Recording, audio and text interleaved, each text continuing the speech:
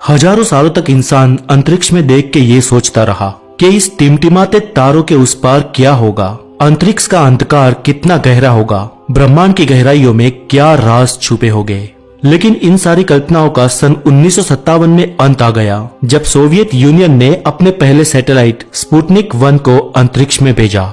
इसके सिर्फ 4 साल बाद 12 अप्रैल 1961 के दिन सोवियत यूनियन के यूरी गागरिन अंतरिक्ष में जाने वाले सबसे पहले इंसान बने और इसी के साथ इंसानियत ने अंतरिक्ष के रहस्यों को भेदना शुरू कर दिया।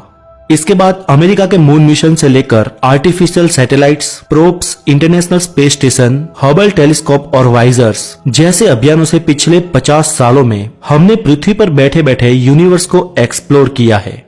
लेकिन क्या आप जानते हैं कि आज तक हम ब्रह्मांड की गहराइयों को कहां तक छान पाए हैं? तो चले आज जानते हैं इसी सवाल का जवाब। मैं हूं हितेश गिरी गोसाई और आप हैं द नॉलेज के साथ। दोस्तों, अगर हम इंसान की बात की जाए तो आज तक हम पृथ्वी से बहुत दूर तक नहीं जा पाए हैं। जुलाई 1969 में अमेरिका के अपोलो 11 मिशन के जरिए इंसान पहली बार पृथ्वी से 3,84,000 किलोमीटर दूर चांद पर गया और अप्रैल 1970 में अपोलो 13 के क्रू मेंबर्स पहली बार अपने होम प्लेनेट से लगभग 4 लाख किलोमीटर दूर जाकर चंद्र की परिक्रमा कर अंतरिक्ष में अब तक की सबसे लंबी दूरी तय करने का रिकॉर्ड बना चुके हैं। लेकिन जब ब्रह्मांड की बात की जाए तो समझो ये दूरी हमारे घर आंगन में ही की जाने के समान है, क्योंकि ब्रह्मांड बहुत विशाल है। हम इंसान भले ही हमारे मातृग्रह पृथ्वी से बहुत दूर ना जा पाए हो, पर इसका मतलब ये नहीं कि हम ब्रह्मांड के बारे में कुछ नहीं जानते। वैज्ञानिकों के अनुसार हम आज तक 95% दृश्य ब्रह्मांड को मोटे मोटे तौर पर देख चुके हैं।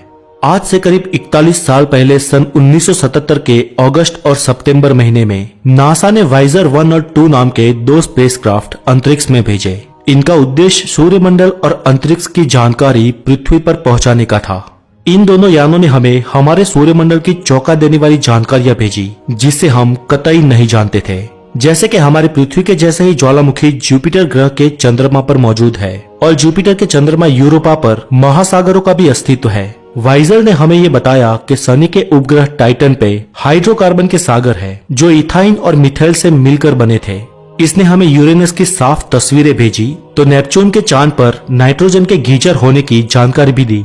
वाइजर्स ने हमें कई रोचक जानकारियां भेजी है, लेकिन इस अभियान का सबसे महान पल 14 फरवरी 1990 के दिन आया था, जब इस यान ने अपने कैमरे धरती की ओर घुमाए थे और इस तस्वीर में ये दूर नीली टिमटिमाती एक रज समान चीज हमारी धरती है, जहां जीवन पनप रहा है, जहां आप हो, जहां मैं हूँ, जहां इतिहास की कई पीढ़ियां और सैकड़ों सभ्यताएं हो चुकी है, जहां आधुनिक टेक्नोलॉजी है और लाखों स्पीसीज बसती है, और जो हमारे ही सूर्यमंडल में किसी एक कण से ज्यादा बड़ी नहीं है।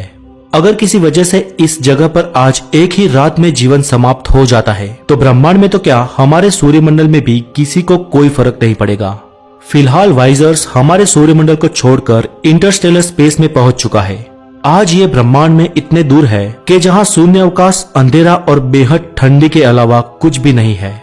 लेकिन इसके अलावा ब्रह्मांड के गूढ़ रहस्यों को जानने में हमारी सबसे ज्यादा मदद की the one and only Hubble telescope ने।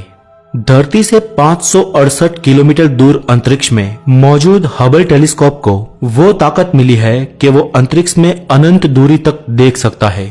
टेक्नोलॉजी से लेस और बड़े से बड़े टेलीस्कोप से अरबों गुना ज्यादा शक्तिशाली आंख वाले हबल ने समूचे ब्रह्मांड को आज हमारे सामने लाकर खड़ा कर दिया है।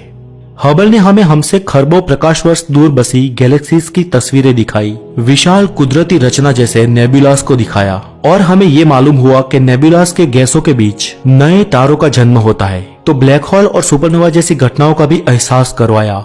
हबल से ही आज हमें ये मालूम हुआ है कि हमारे दृश्य ब्रह्मांड में लगभग 100 मिलियन ट्रिलियन से भी ज्यादा अधिक तारे हैं और कम से कम 2 ट्रिलियन गैलेक्सीज मौजूद है, जिसमें IC1101 सबसे बड़ी गैलेक्सी है। और हबल ने हमें उन गैलेक्सीज की भी तस्वीरें दिखाई जो हमारी कल्पनाओं से भी परे मौजूद है।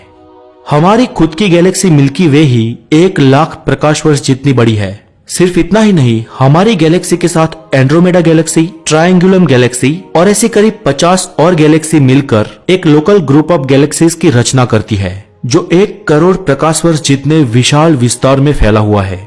ऐसे करीब 100 लोकल ग्रुप मिलकर एक बड़ा सुपर क्रिस्टल बनता है जिसका नाम है लेनिया के। और ऐसे लाखों करोड़ों सुपर क्रिस्टल्स मिलकर एक ऑब्जर्वेबल यूनिवर्स बनाते हैं जहां तक आज हम देख पाए हैं। इसके आगे नहीं, क्योंकि इसके आगे का प्रकाश हम तक पहुंच ही नहीं पाता है। हबल ने हमारे ब्रह्मांड के आकार से लेकर उसकी उम्र का अंदाजा लगाने में हमारी मदद की है। ये टेलीस्कोप आज भी कार्यरत है, लेकिन अभी पुराना हो चुका है। अगले 10 सालों में ये समाप्त हो जाएगा। लेकिन अंतरिक्ष को लेकर हमारी ये खोज यहीं पर खत्म नहीं होगी, क्योंकि हबल की जगह लेने वाला है अगली पीढ़ी का जेम्स वेब टेलीस्कोप, जिसे 2020 तक लॉन्च कर दिया जाएगा। ये अत्याधुनिक टेलीस्कोप हमें अति दूर स्थित ग्रहों के वातावरण तक की भी जानकारी देने में सक्षम होगा और ये ब्रह्मांड के शुरुआती तारों और पिंडों की तस्वीरें लेने में महारत होगा। दोस्तों, इस वीडियो से आप ये अंदाजा लगा सकते हैं कि हमारा ब्रह्मांड कितना बड़ा है और दृश्य ब्रह्मांड के उस पार के अदृश्य ब्रह्मांड में और उसके पार क्या है, वो भले ही आज तक किसी को नहीं मालूम, लेकिन ये भी हो सकता है कि हमारे आने वाले भविष्य में हमें उसकी जानकारी मिले। तो आज के लिए इतना ही। अगर आपको वीडियो अच्छी लगी हो तो लाइक करें, शेयर करें।